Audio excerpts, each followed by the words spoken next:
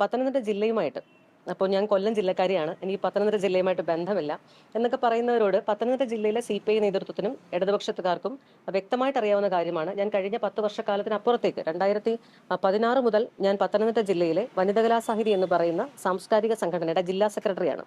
ഞാൻ 2018-19 കാലയളവിലാണ് ഐപ്സോ എന്ന് പറയുന്ന ദേശീയ സംഘടനയുടെ all India progress piece and solidarity organisation എന്ന് പറയുന്ന സംഘടനയുടെ ദേശീയ കൗൺസിൽ അംഗമായത് പത്തനംതിട്ട ജില്ലയിലെ ഡെലിഗേറ്റ് ആയിട്ടാണ്. 2018-19 കാലയളവിലാണ് ഞാൻ അതിന്റെ ദേശീയ സമിതിയിൽ എത്തുന്നത്. അപ്പോൾ ഞാൻ ചോദിക്കുന്നത്, ഞാൻ കൊല്ലം ജില്ലക്കാരിയാണ് എങ്കിൽ, കൊല്ലം ജില്ലയിൽ താമസിക്കുന്ന ആളാണെങ്കിൽ എന്തുകൊണ്ടാണ് ഇക്കാലം അത്രയും കൊല്ലം ജില്ലയിലെ ഒരു സംഘടനാ പ്രവർത്തനത്തിലും ഒരു സംഘടനയുടെ ഭാഗമായിട്ടോ തലപ്പത്തോ അംഗമായിട്ടോ ഇക്കാലയളവിൽ ഞാൻ ഉണ്ടാകാതിരുന്നത്? അപ്പോൾ ഞാൻ പത്തനംതിട്ട ജില്ലയിൽ മാത്രം സംഘടനാ പ്രവർത്തനം നടത്തുകയും പത്തനംതിട്ട ജില്ലയിൽ താമസിക്കുകയും പത്തനംതിട്ട ജില്ലയിലെ സ്കൂളുകളിലൂടെ മാത്രം വിദ്യാഭ്യാസ കാലം പൂർത്തിയാക്കുകയും എൻ്റെ LKG ക്ലാസ് മുതൽ 10ാം ക്ലാസ് വരെ ഞാൻ പഠിച്ചത് എൻ്റെ ഡിവിഷനിൽ തന്നെയുള്ള പത്തനംതിട്ട ജില്ലയിലെ സ്കൂളുകളിലാണ്.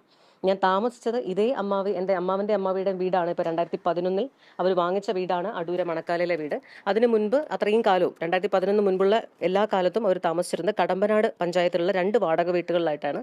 അപ്പോൾ ഈ 2 വാടക വീടുകളും ഞാൻ കടമ്പനാട് സ്കൂളിൽ, കടമ്പനാട് പഞ്ചായത്തിൻ്റെ പരിധിയിൽപ്പെടുന്ന സ്കൂളുകളിലാണ് 1ാം ക്ലാസ് മുതൽ 10ാം ക്ലാസ് വരെ പഠിച്ചത്. കടമ്പനാട് വിവേകാനന്ദ ഇംഗ്ലീഷ് മീഡിയം സ്കൂളിലും വിവേകാനന്ദ ഗേൾസ് ഹയർ സെക്കൻഡറി സ്കൂളുമാണ് ഞാൻ പഠിച്ചത്.